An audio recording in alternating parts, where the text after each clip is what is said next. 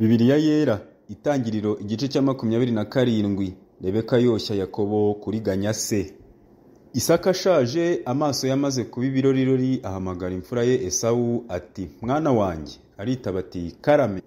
Aramubwira ati dore ndi umusaza sinzi igihe nzapfira, none ndakwinginze enda ibyo uhigisha ikirimba cyawe n'umuheto wawe ujye mu ishyamba umpigireyo umuhigo untekere inyama ziryoshye nk'izo nkunda uzinzanire nzirye mbone kuguhesha umugisha ntarapfa.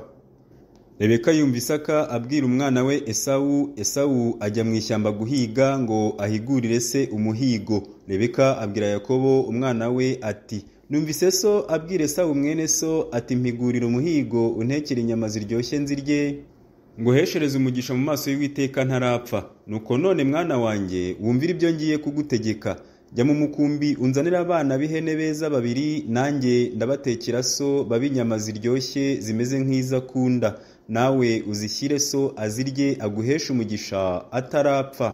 Yakobo asubiza Rebeka nyina ati dore Esawu mukuru wanjye ni cyoya, njyeweho umubiri wanjye ni umurembe, ahari data yankorakora akamenya ko ndi umuriganya nkizanira umuvumo mu cyimbo cy'umugisha.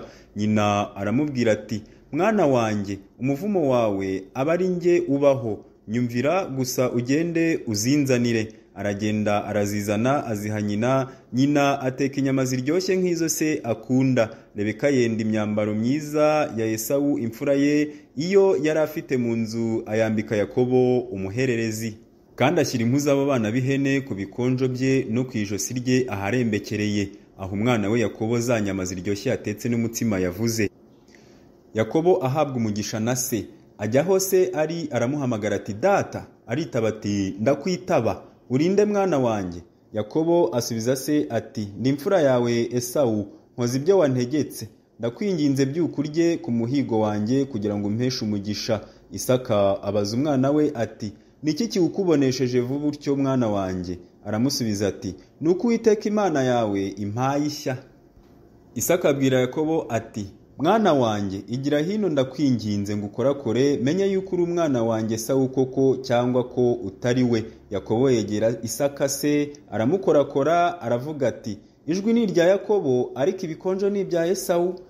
Ntiyamenye uwo ari we kuko ibikonjo bye biriho ubwoya nk'ibya mukuru we Esawu, nuko amuhesha umugisha. Aramubaza ati uri umwana wanjye Esawu koko? Aramusubiza ati ndi we. Aramubwira ati wunyegereze nanjye njye ku muhigo w'umwana wanjye kugira ngo nguheshe umugisha. Arawumwegereza ararya, amuzanira vino ashozaho. Se Isaka aramubwira ati mwana wanjye nyegera unsome. Aramwegera aramusoma, yumva impumuro y'imyambaro ye, amuhesha umugisha ati impumuro y'umwana wanjye imeze nk'iy'umurima Uwiteka yahaye umugisha. Nuko Imana iguhe ku kime kiva mu ijuru no ku mwero w'ubutaka n'imyaka y'impeke myinshi na vino nyinshi. Amoko agukorere, amahanga kwikubita imbere, utware bene so bene nyoko bakwikubita imbere. Uzakuvuma wese avumwe, uzakwifuriza umugisha wese awuhabwe. Esawu asabana amarira umugisha. Isaka arangije guhesha Yakobo umugisha, Yakobo akiva mu maso ya Isaka se, Esawu mukuru we arahiguka, nawe ateka inyama ziryoshye azizanira se, abwira se ati byukurye ku muhigo w'umwana wawe kugira ngo umpeshe umugisha. Isaka se aramubaza ati urinde? Aramusubiza ati ndi umwana wawe w'imfura Esawu. Isaka ahinda umushyitsi mwinshi cyane ati ninde wahize umuhiga akawunzanira nkaba nariye kuri byose utaraza nkamuhesha umugisha, kandi koko azanawuhabwa. Esawu yumvise amagambo ya se aboroga umuborogo mwinshi w'umunyamubabaro, abwira se ati jye nanjye mpesha umugisha data wambyaye. Aramusubiza ati murumuna wawe yazanye uburiganya yiba umugisha wawe. Aramubwira ati Yakobo? Ni Yakobo koko, izina ni ryo muntu. Ubu ni ubwa kabiri andiganya, yankuyeho ubutware dore none ankuyeho n'umugisha. Arongera aramubaza ati nta mugisha wansigiye? Isaka asubiza Esawu ati dore namuhaye kugutwara na bene se bose nabamuhaye kuba abagaragu be, kandi namugaburiye vino n'imyaka y'impeke. Nagukorera iki mwana wanjye? Esawu abaza se ati nta mugisha n'umwe usigaranye data? Jye nanjye mpesha umugisha data. Esawu araturika ararira. Isaka se aramusubiza ati ubuturo bwawe buzaba kure y'umwero w'ubutaka, buzaba kure y'ikime kiva mu ijuru. inkota yawe niyo izakubeshaho kandi uzakorera murumuna wawe, kandi nugoma uzikuraho uburetwa yagushyizeho.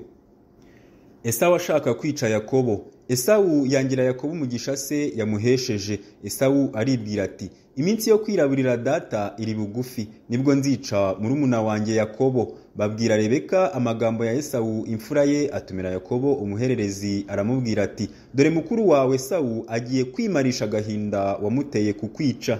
Nuko rero mwana wanjye nyumvira, haguruka uhungire i Harani kwa Labani musaza wanjye, umarane nawe iminsi itari myinshi, ugeze aho uburakari bwa mukuru wawe buzashirira, ugeze aho inzika ya mukuru wawe izakuviraho akibagirwa ibyo wamugiriye, maze nzabona kugutumira ugaruke. Niki cyatuma mbapfushiriza rimwe mwembi?